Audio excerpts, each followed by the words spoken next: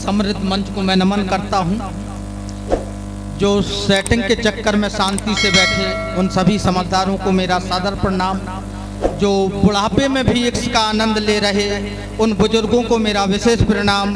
जो घर कवि सम्मेलन की कह के आए, यहाँ फेसबुक व्हाट्सएप चला रहे उन चालू लोगों को मेरा चरण स्पर्श। वैसे तो मैं बहुत समय खाता हूँ, अब मैं सीधा अपनी बात पर आता हूँ। कभी हम और आपने विचार किया कि गधे को गधा क्यों कहते हैं? ये विचार करने वाली बात है, ये सोचने और समझने वाली बात है कि गधे को गधा क्यों कहते हैं। गधे को गधा सिर्फ इसलिए कहते हैं कि गा से गलत, धा से धारणा। जो गलत धारणा में जीता है मेरे मित्रों, उसे गधा कहते हैं। गधा हमेशा गलत धारणा में जीता है। जब कोई गधा किसी घूरे पर लोट पलोट करता है तो वो अपने आप को ऋतिक रोशन से कम नहीं समझता, और वही गधा जब किसी चौराहे पर पंचम सुर भर के आलाप लगाता है तो अपने आप को सोनू निगम से कम नहीं आंकता। गधा हमेशा गलत धारणा में जीता है। अगर आप भी गलत धारणा में जी रहे हो तो मैं आपसे जो कहना चाहता हूं आप समझ रहे हो।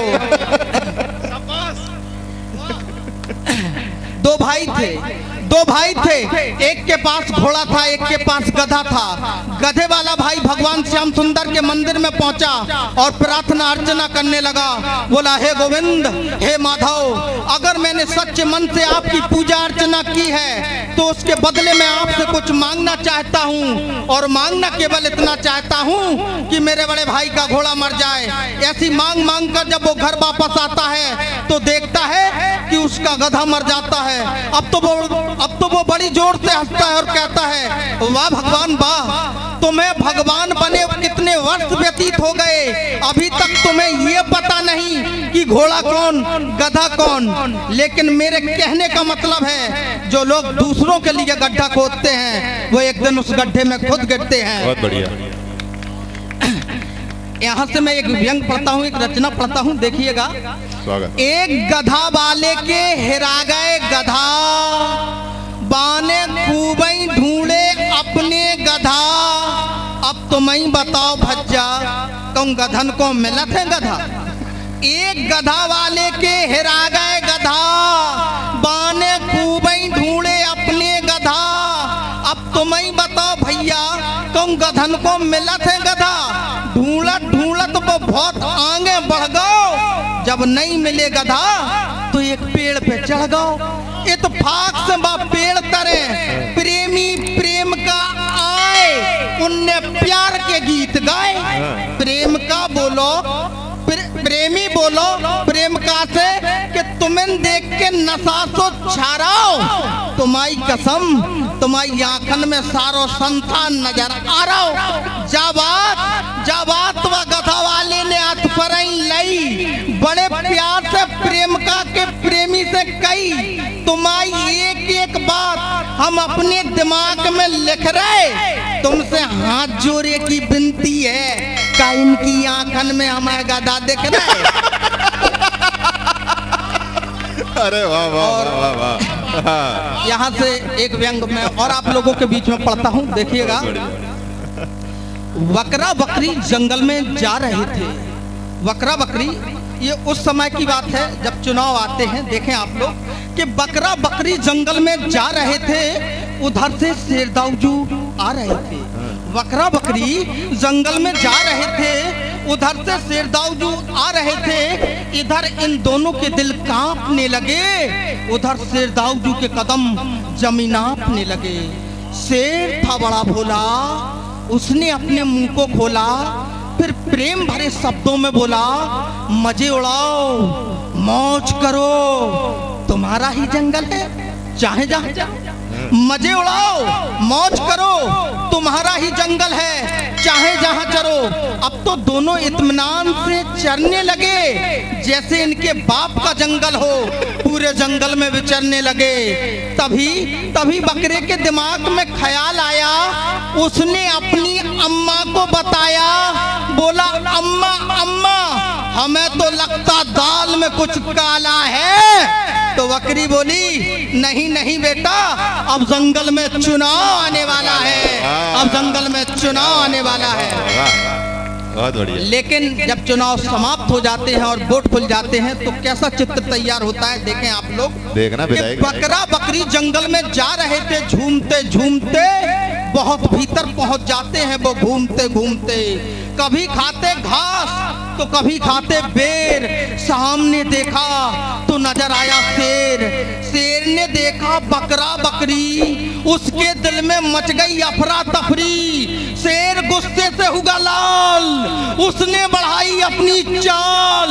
बकरा समझ गया सारा हाल, शेर के विचार बकरे के दिमाग में तुल गए। बकरा बोला भागो अम्मा, भागो अम्मा, वोट खुल गए, वोट खुल गए। अरे चार पंक्तियां देखें आप लोग। विधायक जी बैठे सामने, जमानत जब्त मत करवा लेना तो अपनी। स्वागत है, बढ़िया भैया। अरे चार पंक्तियां देखें। जब मैंने फोन लगाया तो कॉल वेटिंग निकली, जब मैंने फोन लगाया तो कॉल वेटिंग निकली। कलुआ के मोबाइल में उसकी चैटिंग निकली। जब मैंने फोन लगाया तो कॉल वेटिंग निकली। कलुआ के मोबाइल में उसकी चैटिंग निकली। और जबकि मैंने उसके बारे में जानकारी तो भगवान कसम पूरे मोहल्ले की सेटिंग निकली, तो पूरे मोहल्ले की सेटिंग निकली। एक अंतिम व्यंग। स्वागत स्वागत। एक देखो ऐसा है कि मतलब गधे की बात बहुत कर ली, आवल खेड़ा वालों को ये भी लगना चाहिए पढ़ा लिखा व्यक्ति आया था, एक इनकी धारणा गलत ना हो जाए। बढ़िया स्वागत। शब्दों में मैं कुछ इस तरह से खोया हूँ, शब्दों में मैं कुछ इस तरह से खोया हूँ। कभी हंसा तो कभी बहुत रोया हूँ। आप तो एक पल में वाह कह देते हो, मुझसे पूछो मैं कई रातों से नहीं सोया। क्या बात है, मैं कई रातों से नहीं सोया।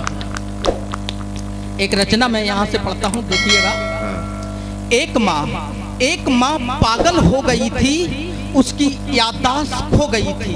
एक माँ पागल हो गई थी, उसकी याददाश्त खो गई थी।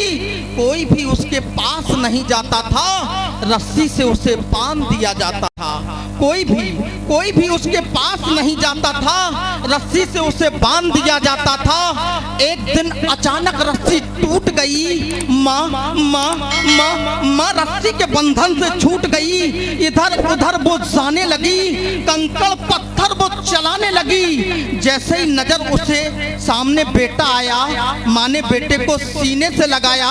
मोहब्बत भरी नजर से वो हेरने लगी, हाथ सर पर बेटे के वो फेरने लगी। भूल जाती है सबको, भूल जाती है सबको और सब पर भार करती है। माँ कितनी भी पागल हो जाए पर बेटे को प्यार करती है। माँ कितनी भी पागल हो जाए पर बेटे को प्यार करती है। वाह वाह, बहुत बढ़िया।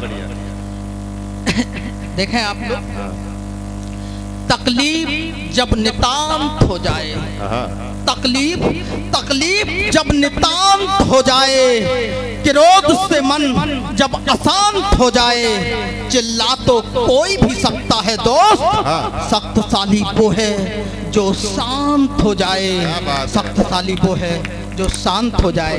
एक अंतिम व्यंग आप लोगों के बीच में पढ़ता हूं और अपने स्थान को लूंगा, देखिएगा। आप लोगों का ध्यान चाहूंगा मैं, देखिएगा। आज हम कैसा समाज तैयार कर रहे हैं, आज हम कैसा समाज तैयार कर रहे हैं। ना तो बेटी अंदर सुरक्षित है, ना तो बेटी बाहर सुरक्षित है। गर्भ के अंदर गर्भगत करके मार दिया जाता है, बाहर उसके जिस्म को निचोड़ा जाता है। आज आए दिन पेपरों में खबर छपती है, यहाँ बलात्कार हुआ, वहाँ बलात्कार हुआ।